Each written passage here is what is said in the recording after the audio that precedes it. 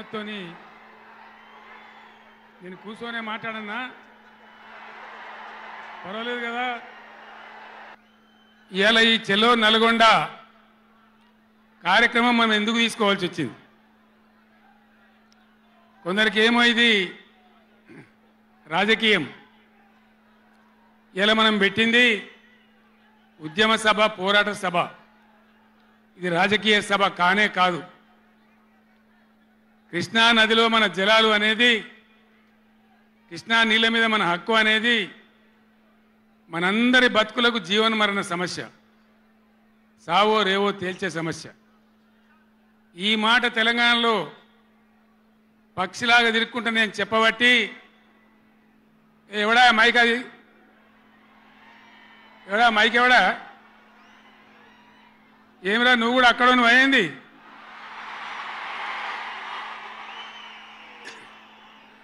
రాజశేఖరెడ్డి చూడొచ్చు కదా, మనం ఏం చేయకమని అంతే జాలిగా. బాగానే ఉందా, ఏం చేయకమను.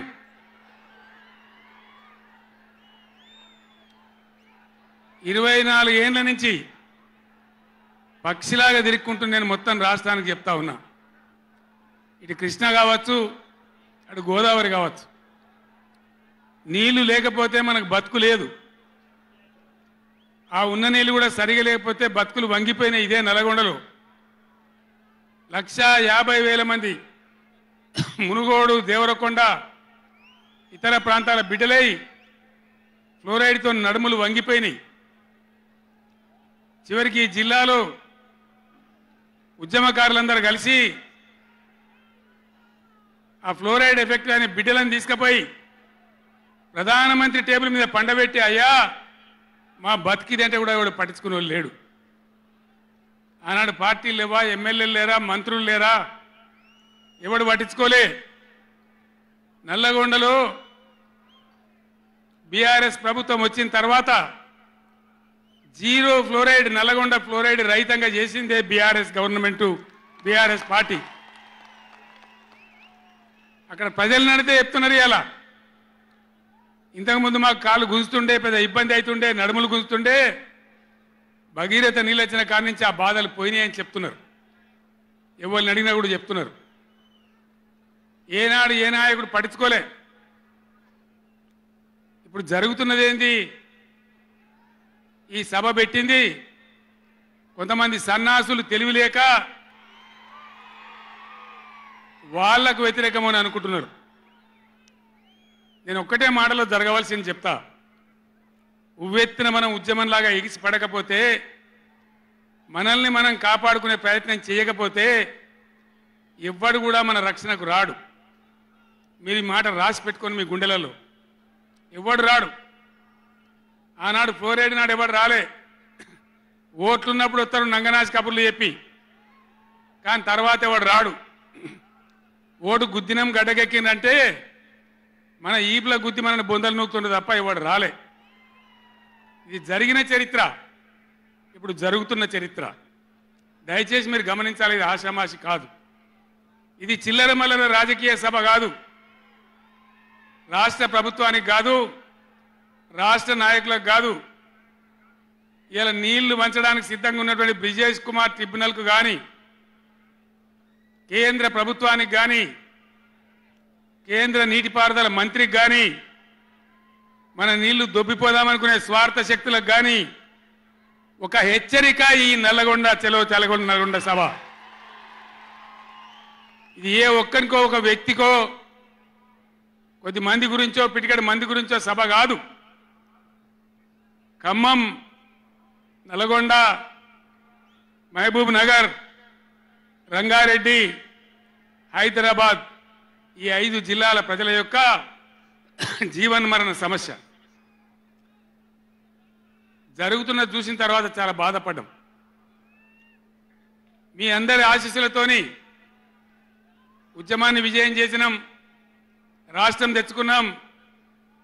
మీ అందరి దీవెనతోని 10 సంవత్సరాలు ఈ గడ్డను నేను పరిపాలన చేసిన.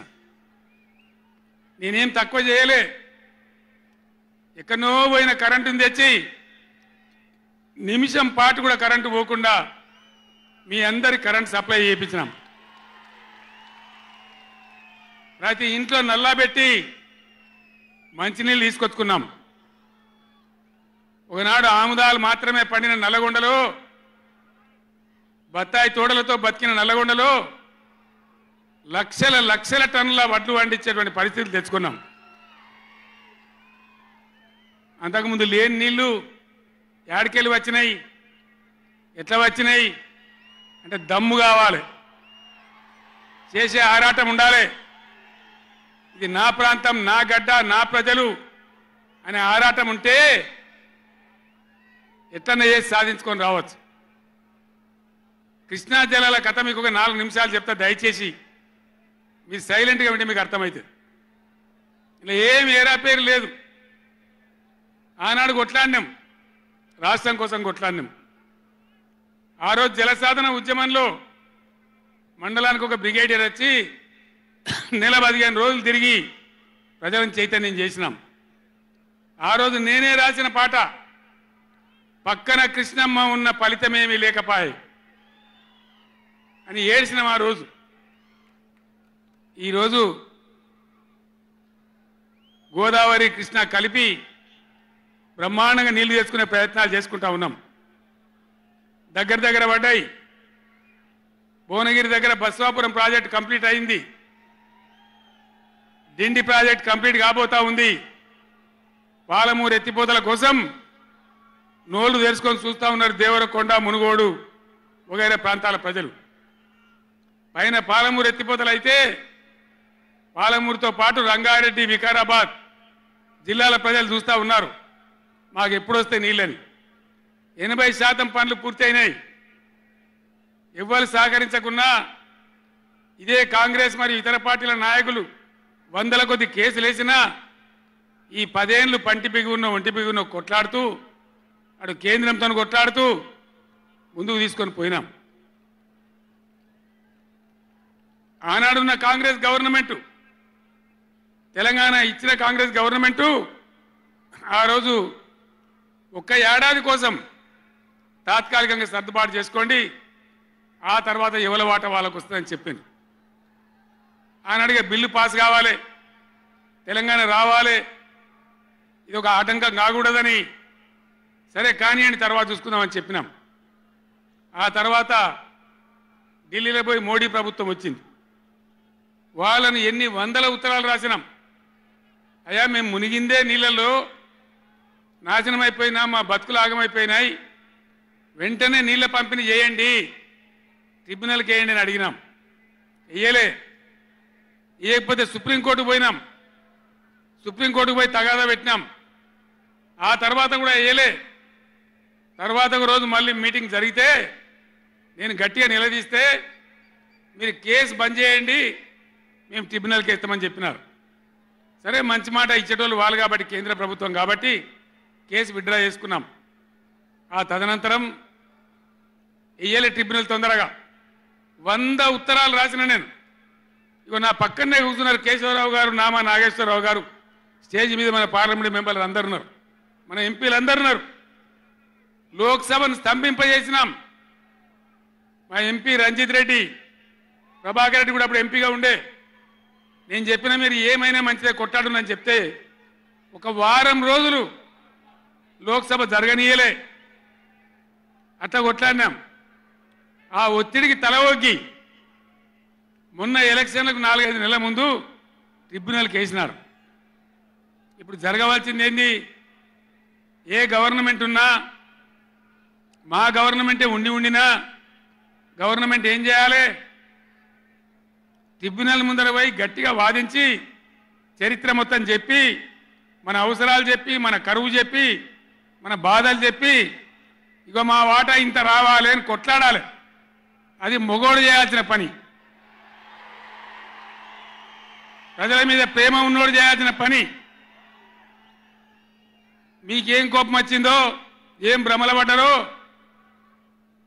పాలిచ్చే బర్రెను ఆయన అమ్మేసి దున్నపోతుంది తెచ్చుకున్నారు.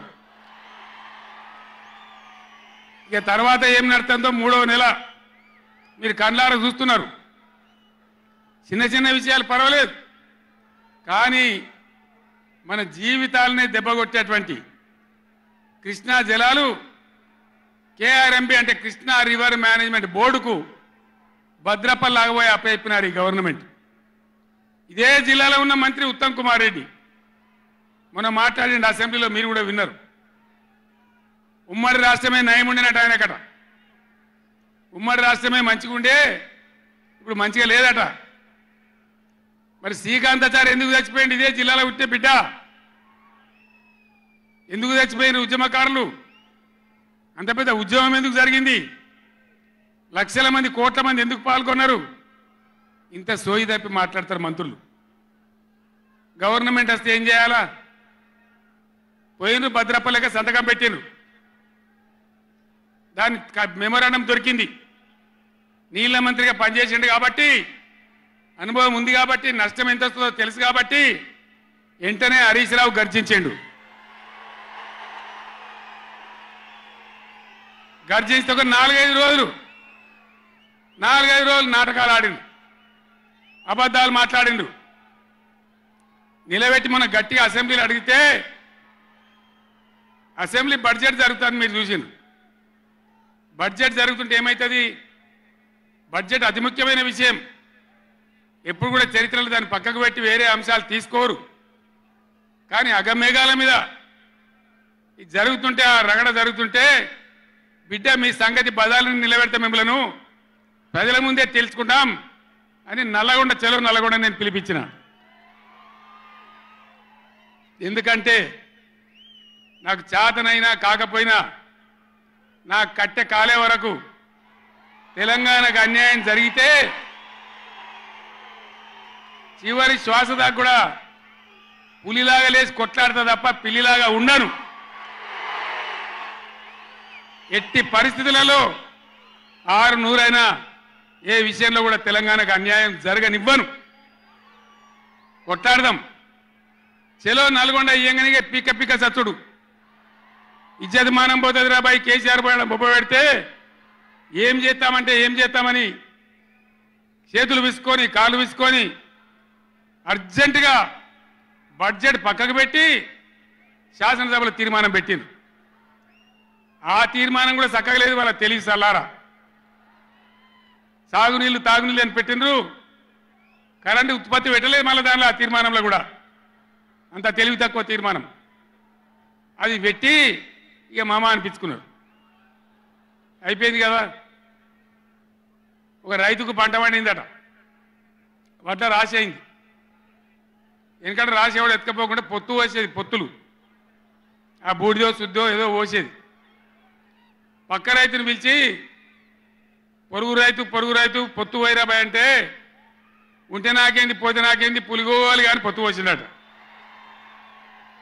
ఇలా ఏం పోతుంది? వాళ్ళకు కావాలి పదవులు, వాళ్ళకు కావాలి పైరవీలు, వాళ్ళకు కావాలి డబ్బులు తప్ప ప్రజల హక్కుల గురించి లేదు. నాడు లేదు, నేడు లేదు. దయచేసి నేను మీ అందరినీ కోరేది ఒకటే, అన్ని సందర్భాల్లో పోరాటమే ఉండదు. అవసరమైనప్పుడు పోరాడాలి, పోరాటానికి సిద్ధంగా ఉండాలి. అవసరమైతే సద్దులు కట్టుకొని రావాలి, మనం పిడికిలి బిగించాలి. అప్పుడే మన హక్కులు కాపాడుకోగలుగుతాం. అటు కేంద్రాన్ని కానీ, అధికారులను కానీ, కృష్ణా ట్రిబ్యునల్ కానీ, రాష్ట్ర ప్రభుత్వం కూడా భద్రప పనిచేయకుండా అప్రమత్తంగా ఉంచేటట్టు కానీ నడవాలంటే మనం ఎప్పటికప్పుడు జాగ్రత్తగా పులుల్లాగా కొట్లాడాలి. ఈ మాట చెప్పడానికి నేను ఇంత దూరం వచ్చిన, మిమ్మల్ని అందరినీ సమీకరించిన. ఇప్పుడు గవర్నమెంట్ వచ్చింది. గవర్నమెంట్ వచ్చిన కాడ నుంచి మీరు చూస్తాను, ఎవడన్నా కొత్త గవర్నమెంట్ వస్తే ఏం చేయాలి? పోయిన గవర్నమెంట్ కంటే 4 మంచి పనులు చేస్తాం, ప్రజలు అవలనిపించుకుంటామనే మాట ఉండాలి, ఆరాటం ఉండాలి. ఒక్కటన్నా మంచి మాట ఉన్నదా? ఒక్కటన్నా? పొద్దున్న లేస్తే సొల్లుపోయాను కేసీఆర్ని తిట్టాలి. కేసీఆర్ని తిడితే మీరు పెద్దోళ్ళు అవుతారా? లేనిపోని బదనాములు పెట్టి కేసీఆర్ మీద బదనాం పెడితే మీరు పెద్దోళ్ళు అవుతారా? ప్రజల హక్కులు గాలికి వదిలేసి ఏ విధంగా అసెంబ్లీలో మాట్లాడుతున్నారో, ఎటువంటి దుర్భాష మాట్లాడుతున్నారో, ఎంత దుర్మార్గమైన పద్ధతిలో మాట్లాడుతున్నారో టీవీలో సాక్షిగా మీరు అందరూ చూస్తూ ఉన్నారు. నేను మీ అందరిని కోరేది ఒకటే, ఎవరికి అధికారం శాశ్వతం కాదు, కానీ తెలంగాణ ప్రజల హక్కులు శాశ్వతం, మన వాటా శాశ్వతం, మన బతుకులు నిజం, మన పిల్లల భవిష్యత్తు నిజం. దానికోసం అధికారం ఉన్నా లేకున్నా తెలంగాణ ప్రజల పక్షాన కొట్టాడి రాష్ట్రం తెచ్చిన వాళ్ళం కాబట్టి బీఆర్ఎస్ సైనికులు కూడా దయచేసి అప్రమత్తంగా ఉండాలి, మన పోరాటం కొనసాగుతూనే ఉండాలి. ఆ విధంగా మనం ముందుకు పోవాలి. నాకు కొన్ని విషయాలు అర్థమైతలేవు. ఈ మైకోనికి మళ్ళీ ఏం పుట్టిందా? ఏం చేయకమని వాడిని ఉన్నట్టుమని మేము కరెంటు తెచ్చినాం ఆ రోజు. అంతకుముందు రాత్రి కరెంటు, పొద్దా కరెంటు ఆగమాగముండే. గవర్నమెంట్ వచ్చిన తర్వాత, టీఆర్ఎస్ గవర్నమెంట్ వచ్చిన తర్వాత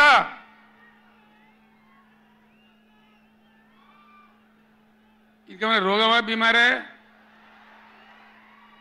అరే బాబు, ఉన్నదంటే ఉంచరా మైకు, ఏం మాట్లాడక, ఏం చేయకు, నువ్వేం చదవకు. దాన్ని కరెంటు తెచ్చినాం. ఒక 7-8 నెలల్లో కరెంటు బాగా చేసి ఏడాది అర్థం నుంచి 24 గంటల కరెంట్ ఇచ్చినాం రైతాంగానికి. మీరందరూ సంతోషంగా నడింట పడుకొని పంటలు పండించారు. పాములు గర్వంగా, తేలు గర్వంగా బాయిల కాడికి పోలే. కేసీఆర్ పోగానే, కేసీఆర్ గవర్నమెంట్ పోగానే కట్కేసినట్టే బంద్ అవుతుంది ఆ కరెంటు. నేను 9 ఏళ్ళు ఇచ్చిన కరెంటు ఏం రోగమైంది? ఏం దానికి ఏమైనా మాయరోగం వచ్చిందా? యాడికి బాయే కరెంట్? ఎటు బాయే? దద్దమ్మల రాజ్యం ఉంటే గట్లనే ఉంటుంది, చాతగాని చవటల రాజ్యం ఉంటే గట్లనే ఉంటుంది. వాళ్ళు ఉన్నంత మాత్రాన మనం నర్వస్ కావద్దు. ఎక్కడికక్కడ నిలదీయాలి. ఏమైందిరా బిడ్డ నా కరెంట్ అని అడగాలి. ఇవాళ నేను ఒక మాట కుల్లా చెప్తున్నా. మొన్నటిదాకా నడిచిన కరెంటు కాకుండా ఇదే మిర్యాలగూడ నియోజకవర్గంలో దామరచర్ల మండలంలో 4000 మెగావాట్ల పవర్ ప్లాంట్ కట్టినాం. ఇదే జగదీష్ రెడ్డి గారి నాయకత్వంలో. అయిపోయినాయి. 80% పనులు అయిపోయినాయి, 90% అయిపోయినాయి. అది కష్టపడి చేసేస్తే 2-3 నెలలు తిప్పల పడితే 4000 మెగావాట్ల పవర్ వస్తుంది.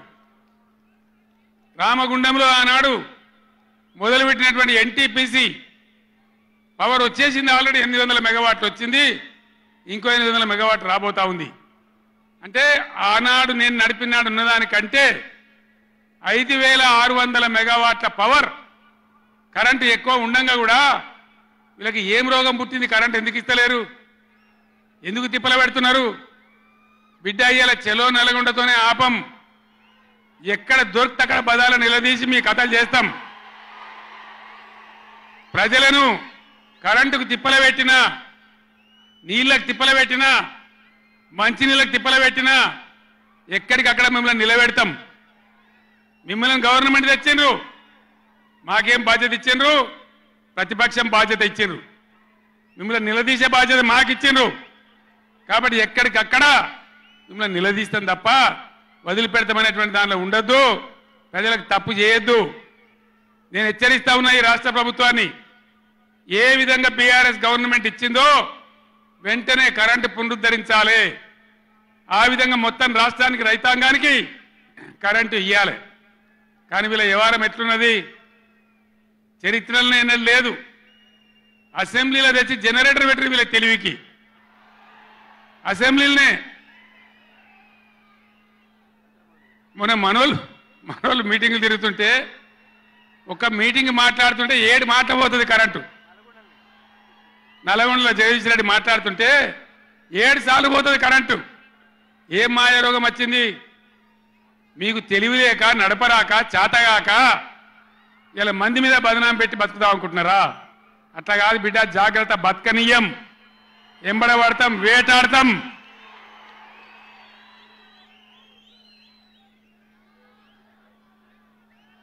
ఏం పనులు చేయాలి వీళ్ళు?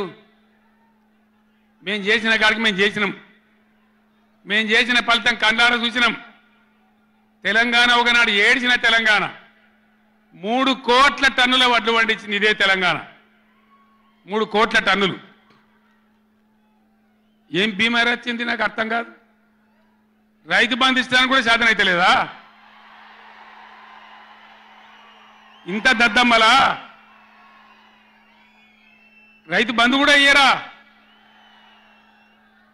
నియమ ఇస్తే ఇచ్చినవి ఇవ్వకపోతే ఇయ్యలే, ఇస్తే ఇచ్చినవి ఇవ్వకపోతే ఇయ్యలే. అన్నదాతలను పట్టుకొని రైతులను పట్టుకొని రైతు బంధు అడిగానని చెప్పుతోని కొట్టున్నట్టవా? ఎన్ని గుండెలురా మీకు? ఎట్ట మాట్లాడతారు? కండకావరమా? కన్ను నెత్తికొచ్చినాయా? ప్రజలని నానేది అట్లా? ఒక్క మాట చెప్తున్న జాగ్రత్త. నోడు దురిసి మాట్లాడటోలారా, చెప్పులు పంటలు పండించే రైతులకు కూడా ఉంటాయి.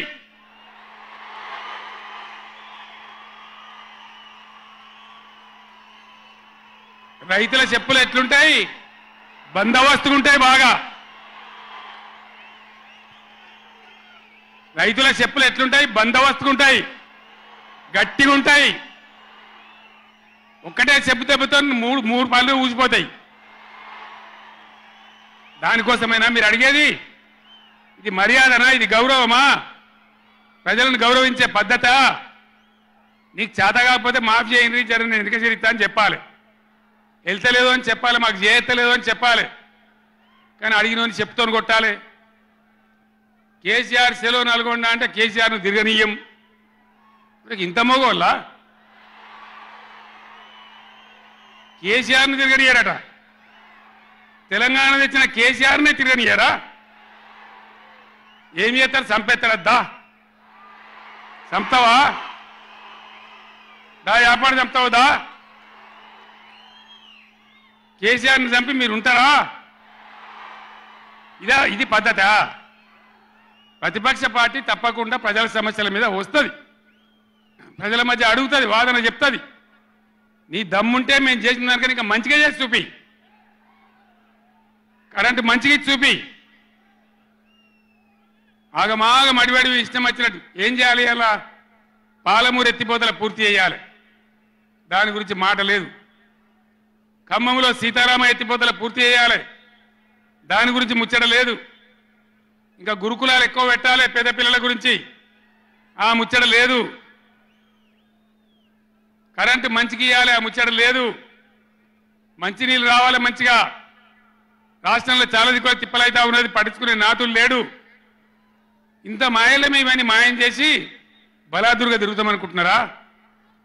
తిరగని ఏం జాగ్రత్త అని చెప్తా ఉన్నా.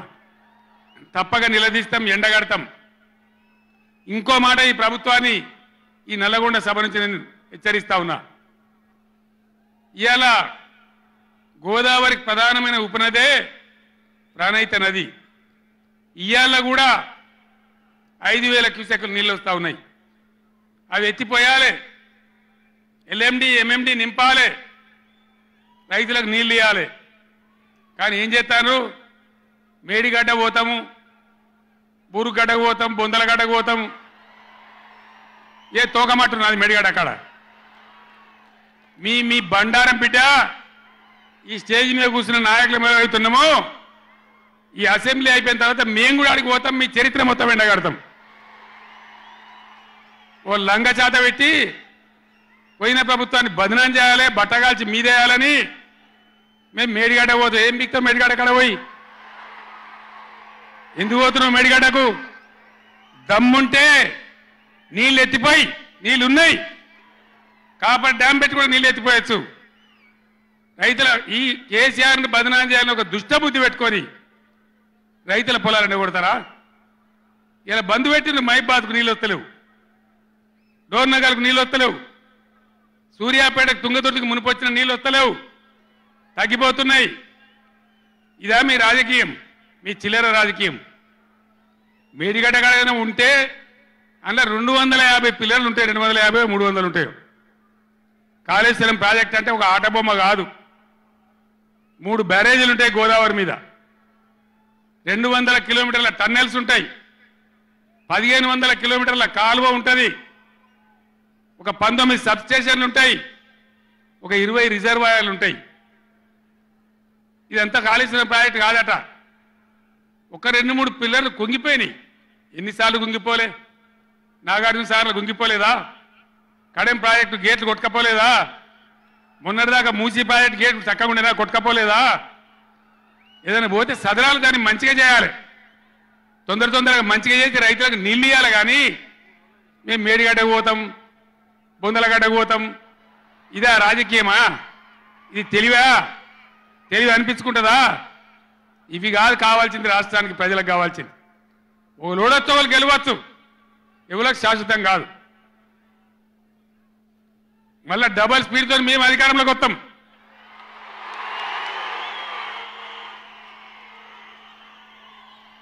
అప్పుడు మేం గిట్లే మాట్లాడన్నా, ఈ పద్ధతి అనుసరించానా? మిగిలితారా మీరు నశంలకు కూడా? ఈ అహంకారంతో, దుర్మార్గమైన విధానంతో నదుల నీళ్ళ మీద నీకు అవగాహన లేదు. నన్ను అడగనట్టు నేను చెప్పు కదా, అడిగే సంస్కారం ఉండద్దా? తెలివి ఉండద్దా? అన్నా ఏం దగ్గర ఇట్లా అంటాను, కేఆర్ఎంకి అప్పచెప్పమంటాను, ఏం చేయాలి? ఈ పొన్నాల లక్ష్మయ్య గారు ఉన్నాడు, హరీష్ రావు ఉన్నాడు, నేనున్నా, కడియం సిఆర్ ఉన్నాడు, నీళ్ళ మీద పనిచేసిన వాళ్ళు ఉన్నారు. ఎవరిని అడిగినా చెప్తుంటాం కదా. మీకు తెలివి లేకపోతే అప్పచెప్పుడు, ఆగమవుడు, బడ్జెట్ ఆపి తీర్మానం పెట్టుడు. నేను ఒక్కటే మాట మీతో చెప్తున్నా, దయచేసి. నిన్న కూడా అనండి నాతో హైదరాబాద్లో, సార్ అసెంబ్లీలో తీర్మానం అయిపోయింది కదా, ఇంకా చలో నల్గొండ ఎందుకని. అసెంబ్లీలో తీర్మానంతో అయిపోదు, చలో నల్గొండతో కూడా అయిపోదు. దయచేసి ఎప్పటికప్పుడు కృష్ణా నదిలో బ్రిజేష్ ట్రిబ్యునల్లో మన వాటా తేలే వరకు, న్యాయమైన వాటా తేలే వరకు, మన నీళ్ళ హక్కులు మనకు దక్కే వరకు ప్రతి సందర్భంలో ఈ 5 జిల్లాల ప్రజలు, కృష్ణా పరివాహక ప్రాంతంలో ఉన్న 5 జిల్లాల ప్రజలు ఎప్పటికప్పుడు మనం పోరాడడానికి సిద్ధంగా ఉండాలి. ఈ సభ వేదిక నుంచి చెప్తేనే ప్రజలకు అర్థమవుతుందనే ఉద్దేశంతో నేను మీ అందరినీ శ్రమ పెట్టేయాలి ఈ సభ పెట్టిన తప్ప ఇది రాజకీయ సభ కాదు. ఇలా ఏ ఎలక్షన్ లేదు, పార్లమెంట్ ఎలక్షన్ కూడా ఇంకా 2 నెలలకు 3 నెలలకు ఉన్నది, ఇప్పటికిప్పుడేం లేదు. నేను ఇలా వచ్చింది రాజకీయాల కోసం కాదు. కాబట్టి దయచేసి మీ అందరిని కోరేది, ప్రజలు ఎప్పటివరకు అయితే మన హక్కుల మీద న్యాయమైన పోరాటాలకు సిద్ధంగా లేకపోతే బొండిగా విసికెత్తారు తప్ప మనకు న్యాయం జరగదు. అందుకే మీ అందరినీ కూడా ఇలా సభలో ఉన్న వాళ్ళను, టీవీలో నా ఉపన్యాసం వింటున్న వాళ్ళను మీకు దండం పెట్టి నేను చెప్తా ఉన్నా, నేను మీ బిడ్డను. 15 ఏళ్ళు పోరాడి సావు నోట్ల తలకాయ పెట్టి చివరికి సావు ధరదాకా పోయి ఈ తెలంగాణ తెచ్చింది నేను. అందుకే నాకు గర్జు ఉంటుంది, ఫికర్ ఉంటుంది, తన్లాట ఉంటుంది, నాశనం కావద్దనే తపన ఉంటుంది. దీన్ని అర్థం చేసుకొని ఎప్పుడు యాక్షన్ కార్యక్రమాలకు పిలిపించినా ప్రభుత్వం యొక్క దమన నీతిని ఎండగట్టి రేపు చేయాలి, చాలా చేయాల్సి ఉంటుంది. ఇవాళకి ఇట్లా మోపు చేసిన కరెంటు రేపు ఇస్తారా? మార్చిలో, ఏప్రిల్లో, మే నెలలో ఇస్తారా? అసెంబ్లీలోనే జనరేటర్ తెచ్చిపెట్టిండ్రు, అంతపాటు గనులు. ఎన్నోసార్లు నేను చెప్పిన అసెంబ్లీలో మీరు విన్నారు. ఇదే నరేంద్ర మోడీ ప్రభుత్వం మీటర్లు పెట్టాలి, నా తలకాయ పోయినా సరే పెట్టా అని చెప్పిన నేను. 25,000 కోట్ల రూపాయలు ఇయ్యలే మనకి ఇవ్వాల్సినాయి, అయినా పెట్టలే. ఎందుకంటే నా తెలంగాణ రైతులు చెట్టుకోడు గుట్టకోడు అయినరు. హైదరాబాద్ పోయి ఆటో రిక్షాలు నడిపే గతి వచ్చింది. కాబట్టి వీళ్ళు మళ్ళీ ఒక దరికి రావాలి, పల్లెలు పచ్చబడాలి, రైతాంగం బాగుంటే అందరికి పని దొరుకుతుంది, చిన్న రైతు పెద్ద రైతు అందరు బతకాలని చెప్పి ఎంత మంచిగా వచ్చేది రైతు బంధు, ఎంత బ్రహ్మాండంగా వచ్చేది. మీ బ్యాంకులో పడి టింగు టింగుమని మీ ఫోన్లు మోగుతుండే. ఇప్పుడు బ్యాంకులో వడులు లేదు, ఫోన్ మోగులు లేదు. ఏం మోగుతుందిరా అంటే రోజు అసెంబ్లీలో అరుస్తా ఉన్నారు పనికి మాలిన మాటలు. అంతే కదా, మీరందరూ చూస్తున్నారు కదా. ఏం భయపడకుండా ఏం కాదు, మళ్ళా మనమే వస్తాం, అన్నీ చేసుకుందాం, ఏం కానీయం తెలంగాణను. ఈ మధ్యలో కూడా వీళ్ళు దుర్మార్గం చేస్తే కొట్లాడదాం, పోరాడదాం, మన హక్కుల కోసం నిలబడదాం. రే ఆగురాబాయ్ ఆగో, ఏ ఆపా రాజశరెడ్డి అరే ఎవడాడు ఈ సభరా బాబు? ఇది మన సభ కాదు ఇది. ఎందుక పిచ్చోళ్ళాడా?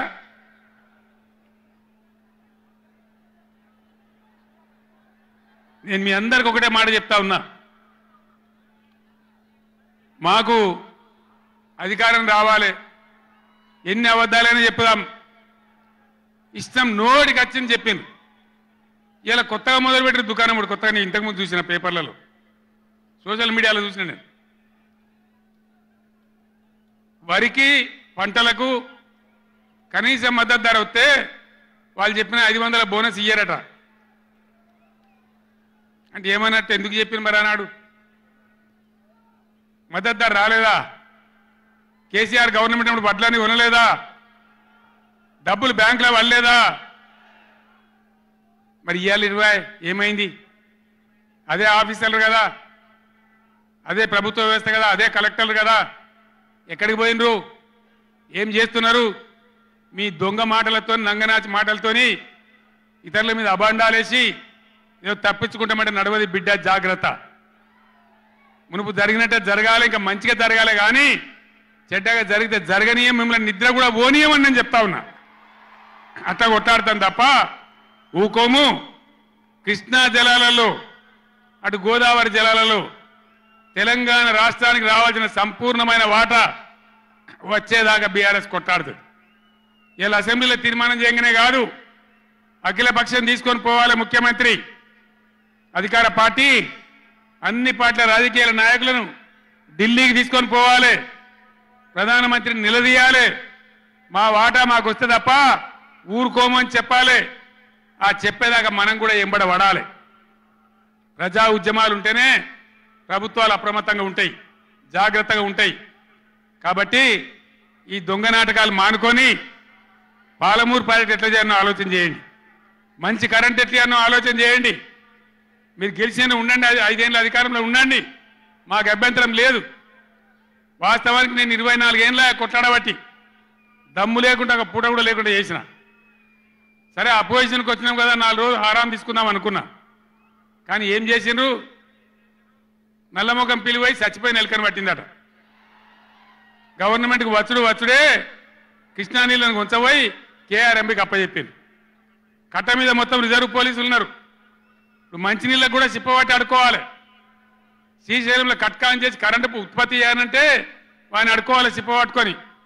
మనకున్న అధికారాన్ని కొంచపోయి 9.5 ఏళ్ళు నేను కాపాడినా. నన్ను కూడా బెదిరించారు, కేసీఆర్ ని గవర్నమెంట్ తీసేస్తాం, రాష్ట్రపతి పరిపాలన పెడతామన్నారు. పెట్టు దమ్ముంటే చూద్దామని చెప్పిన నేను, కానీ చెప్పలే. మా మీద కూడా మస్తు ఒత్తిడి తెచ్చారు. ఎప్పటికప్పుడు లెటర్లు రాసుకుంటూ బోధన చేసుకుంటూ పార్లమెంట్లో మన ఎంపీలు మేము కొట్లాడి ఆపినాం, కానీ చెప్పలే. ఇలా వీళ్ళు చెప్పిండ్రు. మొన్న మన ఎంపీలు పోయినరు, రామా నాగేశ్వరరావు గారు, రంజిత్ రెడ్డి గారు, కేశవరావు గారు అందరు పోయినరు.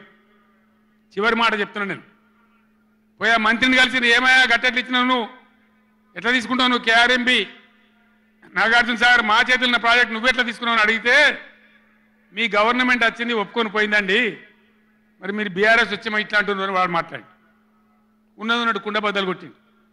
మన ఎంపీల ముఖం మీదనే చెప్పిండు, మీ తెలంగాణ గవర్నమెంట్ వచ్చి ఒప్పుకొని పోయింది, మరి మీరు బీఆర్ఎస్ వచ్చి వద్దంటుండ్రు, ఇదేం కథ అని మాట్లాడండి. అందుకే నేను చెప్తున్నా, ముఖ్యమంత్రి కానీ, ఇరిగేషన్ మంత్రి కానీ, రాష్ట్ర మంత్రివర్గం కానీ ఇప్పటికైనా పిచ్చి పనులు, పిచ్చి ఆలోచనలు బంద్ చేసి వెంటనే అసెంబ్లీ బడ్జెట్ సమావేశాలు ముగించి మొత్తం అఖిలపక్షం తీసుకొని ఢిల్లీకి పోవాలి, మాట్లాడాలి, బిఎస్ ట్రిబ్యునల్ టైం ఫ్రేమ్ పెట్టమనాలి. ఇలా గవర్నమెంట్ చేయాల్సిన పని మాకు ఎన్నో దశాబ్దాల నుంచి అన్యాయం జరిగింది కాబట్టి బ్రిజేష్ కుమార్ ట్రిబ్యునల్కు 6 నెలల్లోగా తేల్చండి అని కేంద్రం ఆదేశాలు ఇచ్చినట్టు కేంద్రం మీద ఒత్తిడి తేవాలి. గా పని చేయాలి, కానీ గొంగడి నాది కాదు, చెప్పులు నాది కాదు అన్నట్టు, నాకేం జిమ్మదారు లేదన్నట్టు, అధికారానికి అయితే వచ్చినాం మళ్ళీ చూసుకుందాం 5 ఏళ్ళ నాటికి అన్నట్టు వ్యవహారం చేస్తే ఊరుకోరు, గర్జిస్తారు, నిలదీస్తారు, ఎక్కడికక్కడ ప్రజలు నిలబెడతారు. ఇది మునుపటి ఎడ్డి తెలంగాణ కాదు, లేచిన తెలంగాణ, టైగర్ తెలంగాణ. ఈ తెలంగాణ ఒక ఆవాజ్ ఇస్తే 1,00,000 పిడికిలెత్తి పోరాటం చేయడానికి సిద్ధంగా ఉన్న తెలంగాణ. కొట్లాడదాం కదా, పోరాటం చేద్దామా? జై తెలంగాణ, జై తెలంగాణ, జై తెలంగాణ. ధన్యవాదాలు.